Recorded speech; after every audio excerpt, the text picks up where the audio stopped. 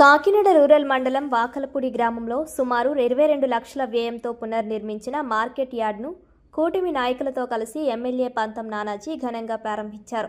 ఈ సందర్భంగా ఎమ్మెల్యే పంతం నానాజీ మాట్లాడుతూ, గత ప్రభుత్వంలో శంకుస్థాపన చేసి పూర్తి చేయకుండా వదిలేసిన మార్కెట్ సముదాయాన్ని కూటమి ప్రభుత్వం సుమారు 22 లక్షల వ్యయంతో పూర్తి చేసి 23 మంది వ్యాపారస్తులకు లాటరీ పద్ధతిలో కేటాయించడం జరిగిందన్నారు. ప్రజల సంక్షేమం, అభివృద్ధి లక్ష్యంగా కూటమి ప్రభుత్వం పనిచేస్తుందన్నారు.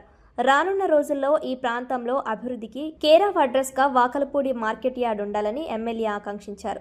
ఈ కార్యక్రమంలో మాజీ ఎమ్మెల్సీ, టీడీపీ సీనియర్ నాయకులు చిక్కాల రామచంద్రరావు, ఎంపీపీ నందిపాటి అనంతలక్ష్మి త్రిమూర్తులు, బీజేపీ నాయకులు రంబాల వెంకటేశ్వరరావు, ఎంపీడీఓ పసుపులెట్టి సతీష్, వాకలపూడి గ్రామ జనసేన పార్టీ నాయకులు, టీడీపీ నాయకులు మాతా లక్ష్మణ్, పంచాయతీ కార్యదర్శి పాండురంగారావు, కూటమి నాయకులు, కార్యకర్తలు తదితరులు పాల్గొన్నారు. అందరికీ నమస్కారం.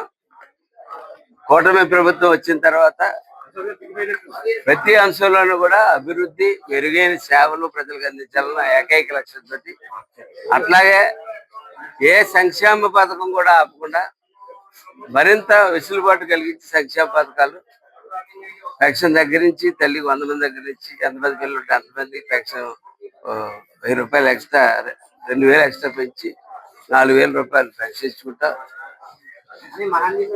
లబ్ధిదారుడు అన్న వ్యక్తి లేకుండా చేయాలన్న ఒక ఆలోచనతో కూటమి ప్రభుత్వంలో పవన్ కళ్యాణ్ గారు అయితేనేది, చంద్రబాబు నాయుడు గారు అయితేనే ముందుకు వెళ్తా ఉన్నారు. వారి బాటలోనే కాకినాడ రూరల్లో పెద్దలు రామచంద్రరావు కానీ, సత్యనారాయణమూర్తి గారు కానీ,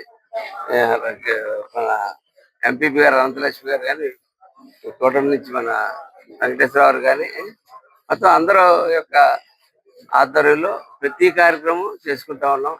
చక్కగా 2 సంవత్సరాలుగా 1100 కోట్ల అభివృద్ధి అయితేనేది, సంక్షేమం అయితేనేది ఈ కాన్స్టిట్యూషన్లో చేయడానికి నాకు అవకాశం ఇచ్చినటువంటి చంద్రబాబు నాయుడు గారికి, పవన్ కళ్యాణ్ గారికి, అలాగే 35 మోడల్ స్కూల్స్, 3 హై స్కూల్స్ ఇచ్చి ఈవేళ పరిస్థితి తెచ్చినట్టు లోకేష్ గారికి ధన్యవాదాలు తెలియజేస్తూ, ఈవేళ పలు కార్యక్రమాలు చేస్తా ఉన్నాం. ఈవేళ మొట్టమొదటిగా ఈ వాకలపూడిలో రోడ్డు మీద చేపల రైలు అమ్ముకుంటూ ఉన్నారు. అనేక మంది చిరు వ్యాపారాలు చేద్దాం అనుకున్నట్టు యువతకి ఎక్కడ కూర్చొని చేయాలా, ఎలా చేయాలా తెలియదు. రోడ్డు పక్కన బడ్డీలు కట్టుకుని అలాగే యాక్సిడెంట్లకి కారకులు అవుతా ఉన్నారు. కొన్ని ఇబ్బందులు ప్రజలు ఫేస్ చేస్తా ఉన్నారు. అటువంటి యువకులకి ఒక ప్రస్తుతం 23 వ్యక్తిగత దుకాణాలు ఇవ్వడం జరిగింది వారందరికీ. దీని మీద గతంలో కట్టి వదిలేసి చెప్పాను కదా మీకు, చాలా ఎవరో శిలాఫలకం ఉంది అని నేను ఆలోచించదలుచుకోలేదు.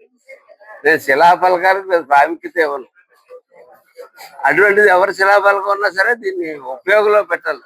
గవర్నమెంట్ డబ్బు ఒకసారి ఖర్చు అయిందంటే అది ఉపయోగంలోకి రావాలి అన్న ఆలోచనతో దీని మీద ఒక 22 లక్షల రూపాయలు ఖర్చు పెట్టి దీన్ని బాగు చేయించి ఇవాళ లాటరీ చేసి 23 మంది వ్యక్తులకి ఇవ్వడం జరిగింది. అది కాకుండా ఒక చేపల మార్కెట్, కాయగూరల మార్కెట్, ఒక హాల్ కూడా నిర్మించడం జరిగింది. వర్షం వచ్చినా సరే ఎక్కడ ఏ ఇబ్బంది లేకుండా రోడ్డు పక్కన అమ్ముకోవడం కాకుండా, వాళ్ళు ఎవరైనా, నేను ఎవరైనా రోడ్డు మీద అమ్ముకున్న వాళ్ళు లేచిపోమని నేను చెప్పను, కానీ వాళ్ళకి మంచి సౌకర్యాలు కలగజేస్తా ఉన్నాం. కాబట్టి ఒకే వేదిక మీద, ఒకే దుకాణంలో, ఒకే కాంప్లెక్స్ లోకి ఒక వ్యక్తి వచ్చి ఆగితే అతనికి అన్ని పనులు పూర్తి అవ్వాలన్న ఆలోచనతో దీన్ని బాగు చేసి చేయించబడుతుంది. కాబట్టి వాకలపూడి ప్రజలు, చుట్టుపక్కల ఉన్న గ్రామ ప్రజలందరూ కూడా ఈ మార్కెట్ యార్డ్ దీన్ని ఖచ్చితంగా వాడుకోవాలని చెప్పి నేను కోరుకుంటూ, దుకాణదారులు కూడా త్వరగా ఒకరు పెట్టిన వ్యాపారం ఇంకొకరు పెట్టకుండా